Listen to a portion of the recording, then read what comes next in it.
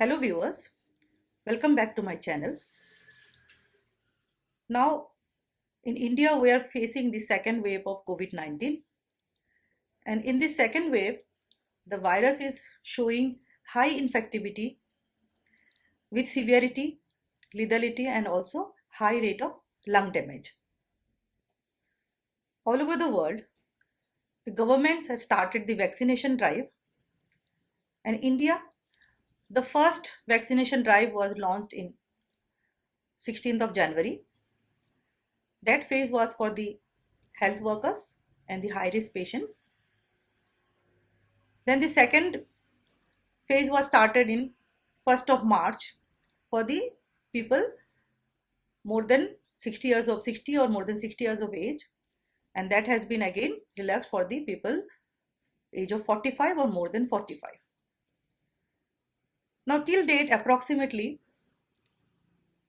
100 million people has been given at least the first dose of vaccine in India. In United States it is approximately again 200 million people who has taken their first dose. In UK it is more than 40 million, and China it is also more than 200 million. So vaccination drive is on its full speed. Now there are so many doubts, queries and questions about the different brands or different companies who have successfully launched the vaccine in the market, and different countries are using different brands of the vaccines, and there are so many questions about efficacy, about the toxicity, about the comparative benefit of different brands of vaccine. So in this lecture we will have an overview of the different vaccines they are in use in India as well as in UK and United States and Australia, and we'll see the comparative technology that has been used for developing these vaccines along with the efficacy and other related factors. Currently in India, two vaccines are on roll. One is Covaxin, manufactured by Bharat Biotech, and the second one, Covishield, manufactured by Serum Institute. Recently, Government of India, DCGI, has approved Sputnik V vaccine developed in Russia. This vaccine has been approved more than 60 countries all over the world and also having a very high efficacy rate, and this will be rolled out in the vaccination program very soon. Now in UK, the vaccines are manufactured by Pfizer, this Comirnaty brand, manufactured by AstraZeneca, that Vaxzevria, and Moderna vaccine. And US, they are using the Moderna vaccine and also the Pfizer vaccine. Another promising vaccine that is in verge of launch in India, it will be launched by Serum Institute, and most probably it will come in the market in June. That is Covovax, manufactured by Novavax, USA. The Janssen vaccine was developed by Janssen Institute, Netherlands, and manufactured by Johnson & Johnson. This was in use in Australia and also in USA.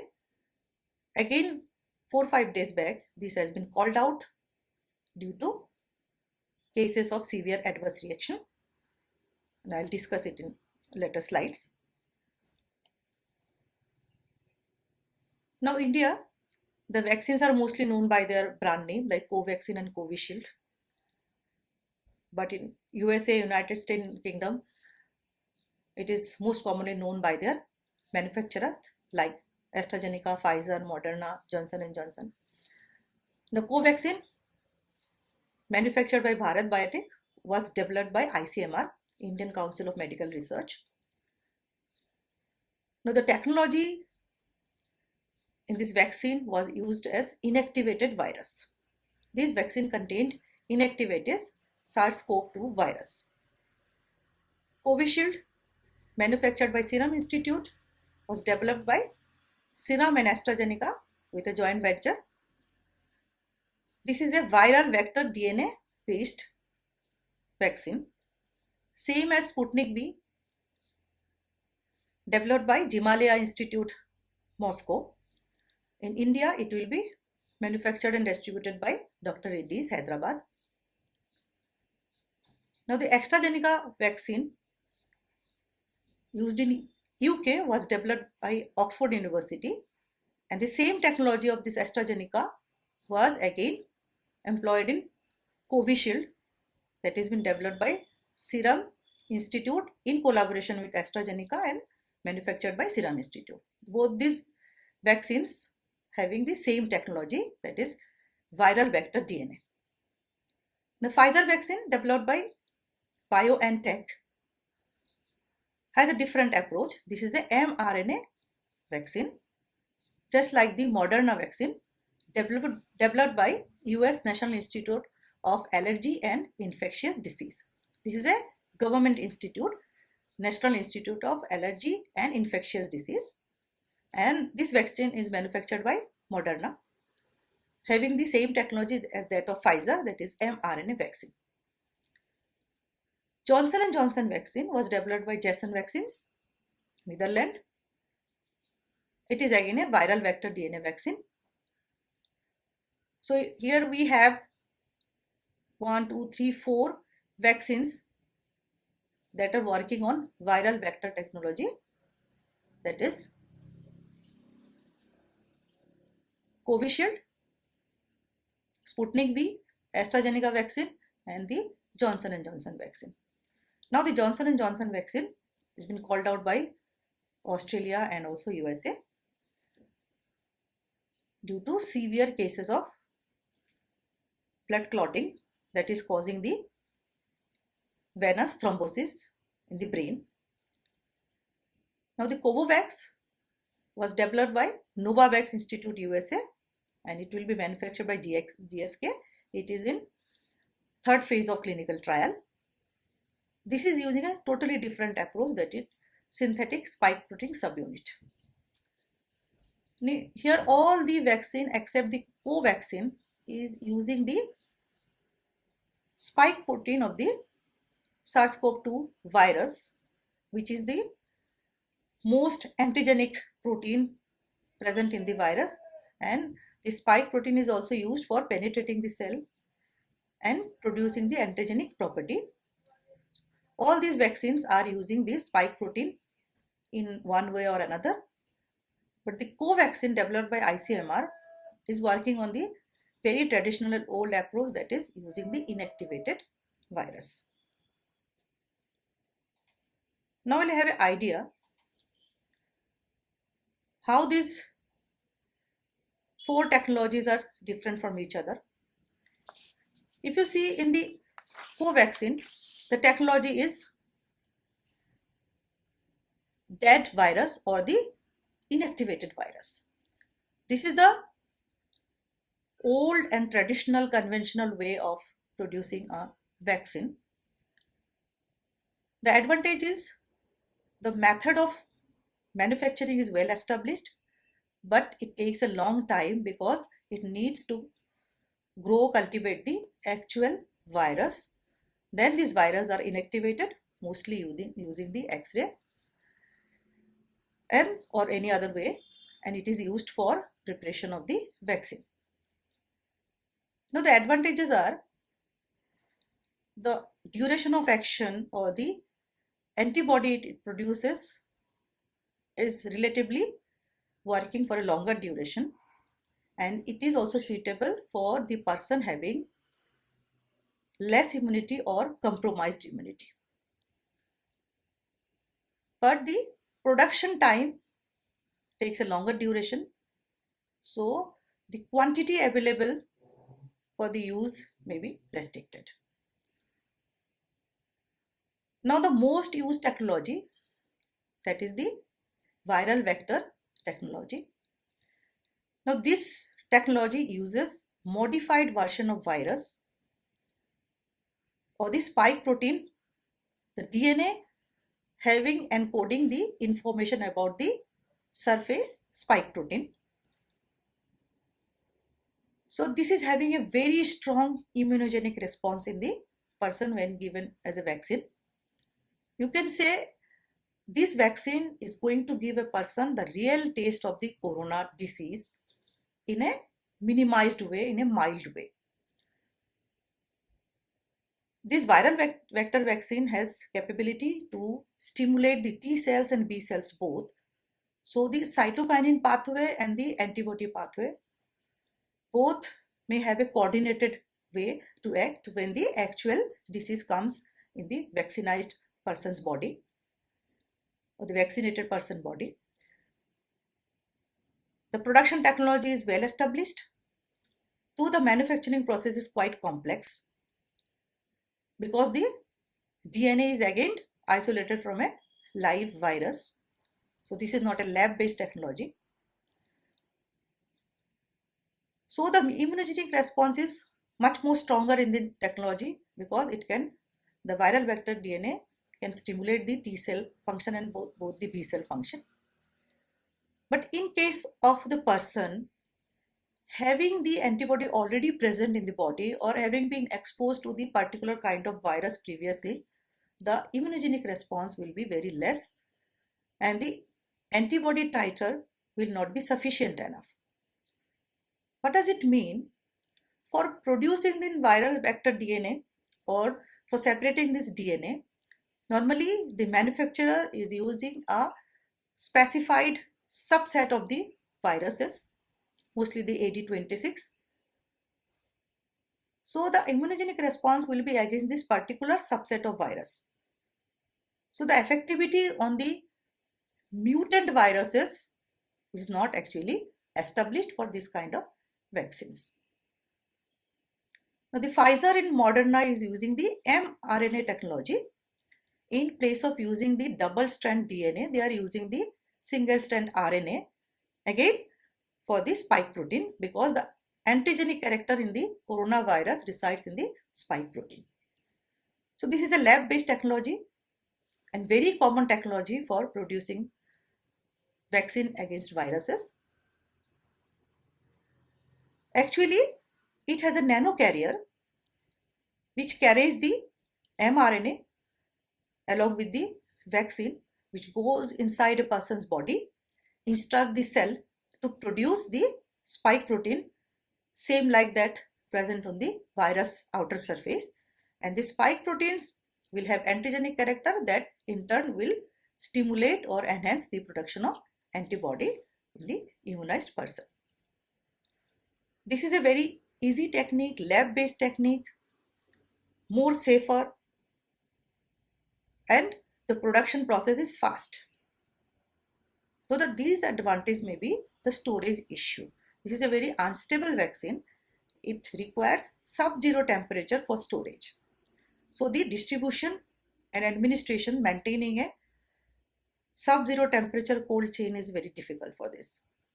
And especially in a country like India, when we have a very high temperature in the summer season, distribution and storage of these mRNA vaccines are really a challenge. Whereas in case of DNA vaccines, they are quite stable. They only need cold temperature, not the temperature below zero. And also they have a viral carrier, which is much more stable than the nanoparticle carrier. Here for the DNA virus, DNA vector, the mostly companies use a non-virulent version of the adenovirus taken from the chimpanzee, which is not actually infected.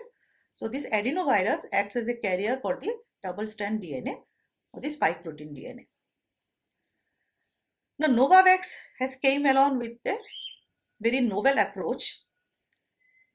They are not using the DNA or RNA of the spike protein, but the pieces or fragments of the protein that are having the pathogenic character or antigenic character of this virus. So this is totally a lab-based technology, a synthetic process. These proteins are produced synthetically, not isolated from the virus body. Initially, they are identified from the virus body, then they are produced in the laboratory in a synthetic way. So the chances of side effect is very less. Technology is also well established. though it may be costlier in comparison to other techniques. It is again good for immunocompromised people, just like that of killed viruses. But like that of killed viruses, this protein subunit vaccines, both of them needs a added immunoadjuvant or immunostimulant, because this part of the pathogen or pathogenic protein or the killed viruses alone are not very much efficient to induce the antibody production in full force. So both these vaccines, Novavax and Covaxin, both have a added immunoadjuvant. Mostly it is beta glycan isolated from yeast or fungi. The manufacturing process is complex, though it is low lab based, so the mass scale production is much more easier. So now we have a idea of the 4 different type of technologies that are used for manufacturing of the COVID vaccine. This is not a method that is used for manufacturing of COVID vaccine. Any type of vaccine, they used any of these techniques. Each and every technique has its advantages and disadvantages. And mostly the advantages in the temperate zone countries is that we need a vaccine that doesn't require sub-zero temperature storage, so that distribution and storage is much more easier. So in that case, these double-strand DNA vaccines and the killed and attenuated vaccines are very good candidate.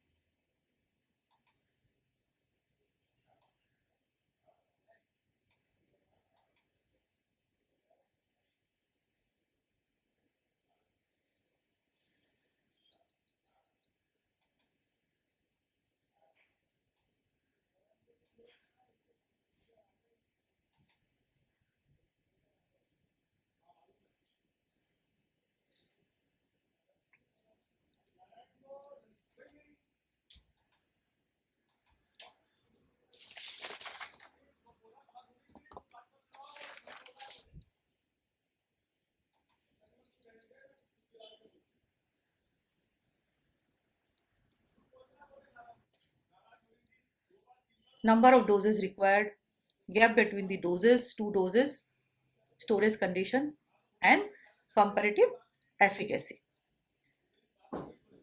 All the vaccines are available in liquid form except the Sputnik V, which is available in liquid form as well as in dry powder, which can be reconstituted with a suitable vehicle.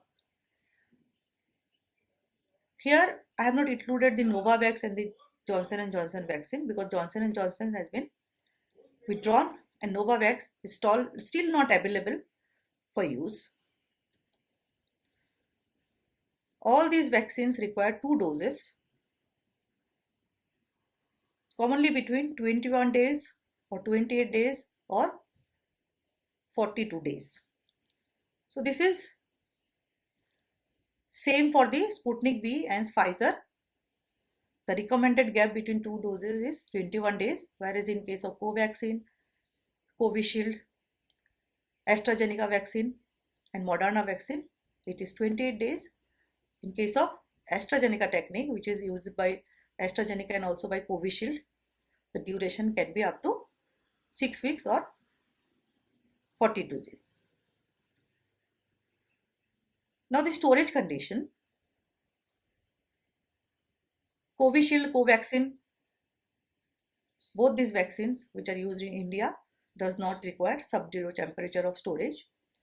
In case of Sputnik V, only the liquid form needs a sub-zero temperature, and also AstraZeneca requires sub-zero temperature, that is temperature below 0 degrees centigrade. But the mRNA vaccines like Pfizer and Moderna, they require sub-zero but not -10 or -5. they require ultra low temperature storage, that is below minus 45 degrees centigrade. Now here the efficacy. Mostly all the vaccines showing efficacy above 80%. So Covaxin is 81%, Covishield 90%, Sputnik V is 92%, AstraZeneca 89%, Pfizer 95%, Moderna 92%. Now we need 2 doses for maximum immunogenic response or getting maximum antibody titer. So when the maximum antibody titer is achieved, with all the vaccines, it is recommended that nearly 14 days or 2 weeks after the second dose, the immunogenic response is maximum or the antibody titer can be maximum. So the person is mostly protected from the attack of the vaccine or the virus. But in case of Sputnik V, it recommends that within 1 week of the second dose, the person is having the maximum immunogenic response. Why it is?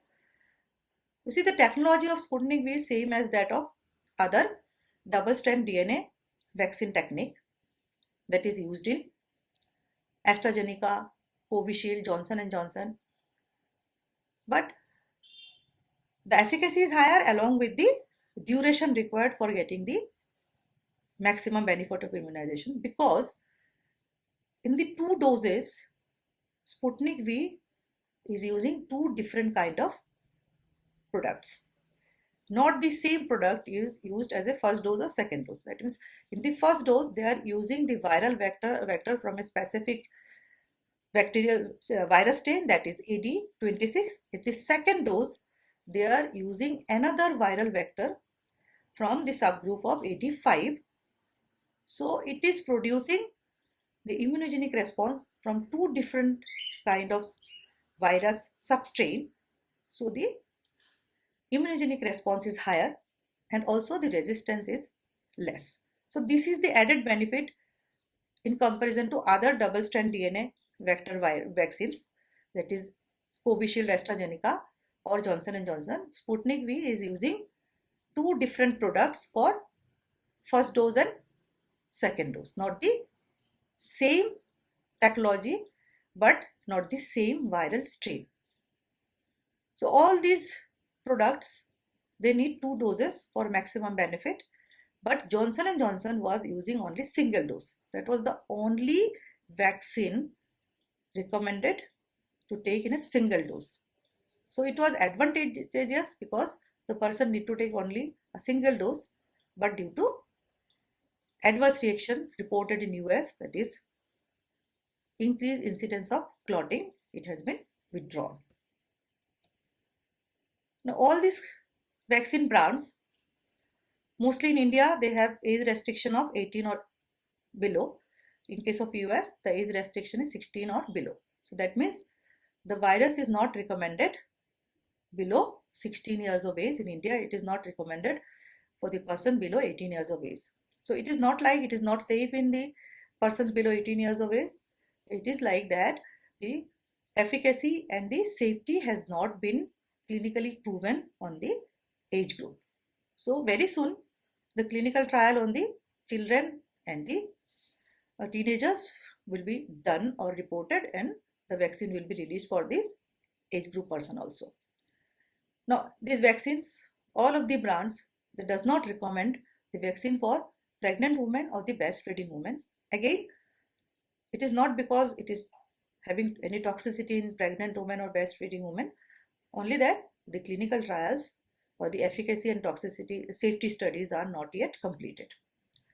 Again, these vaccines are not recommended for any person having autoimmunoinflammatory disease or using a immunosuppressive drug. This in both in these conditions, the immunity is compromised in that person, and the vaccine is targeted to produce a stimulant effect on the immune system, and these persons are already using immunosuppressing drug or having a autoimmune disease which can flare up the immunity response.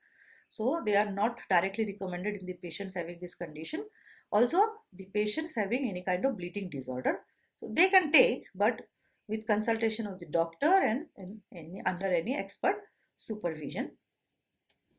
Now, what are the side effects?